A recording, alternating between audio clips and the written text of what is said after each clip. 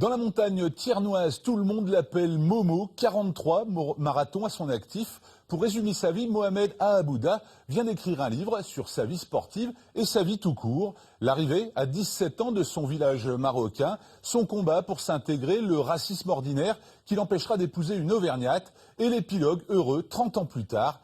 Une tranche de vie que Momo raconte avec Isabelle. C'est un portrait signé Philippe Marmy et Olivier Martinet. Voici une histoire que peu de gens connaissent, celle d'un émigré marocain né dans les bidonvilles de Casablanca, qui à son arrivée en France s'était promis de tout faire pour réussir dans la vie. Le sport, c'est un moyen de s'intégrer. Oui, pour tout le monde, la plupart des sportifs, vous voyez bien, la plupart des sportifs sont intégrés. Ils ont l'esprit large, ils ont voyagé, ils ont couru, ils ont joué au foot, mais ils ont l'esprit large. Oui. Donc c'est un bon moyen de s'intégrer. Si, avec les cheveux longs, c'est Maradona.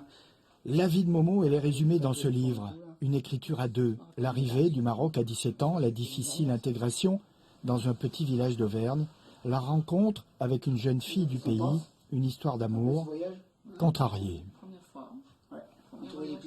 L'histoire aussi d'une jeune fille, un peu réservée, de la montagne thiernoise, issue d'un tout autre milieu, Isabelle et Mohamed, le champion de course à pied, aux antipodes d'un de l'autre, n'auraient jamais dû se rencontrer. La vie de Momo, c'est une carrière sportive à corps perdu. Un défi permanent, avec des victoires dans des dizaines de marathons, des montées du Puy-de-Dôme inoubliables, des voyages aussi.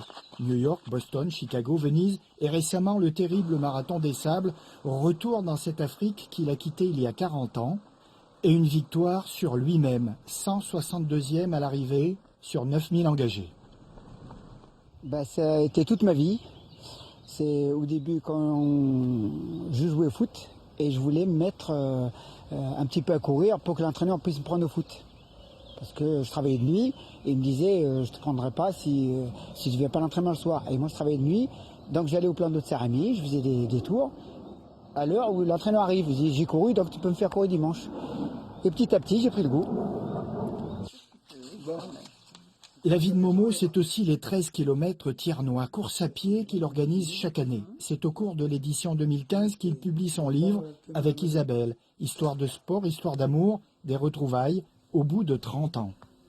Donc je voulais faire un témoignage pour donner confiance à toute personne qui des fois est pas très bien dans sa vie, qu'on peut avoir des rebondissements et qu'on peut s'épanouir dans la vie, qu'on peut vivre heureuse, tout simplement. En fait, vous n'avez pas fait un livre de sport. Qui parle un peu de tout et je pense que tout le monde peut se trouver dedans. C'est un passage dans la vie de tout le monde pratiquement. C'est aussi une histoire d'amour. Une histoire d'amour, bien sûr, à la base.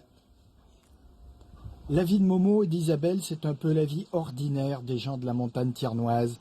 Beaucoup sans doute s'y sont reconnus. La preuve, le livre est déjà épuisé et Momo n'arrête pas de courir.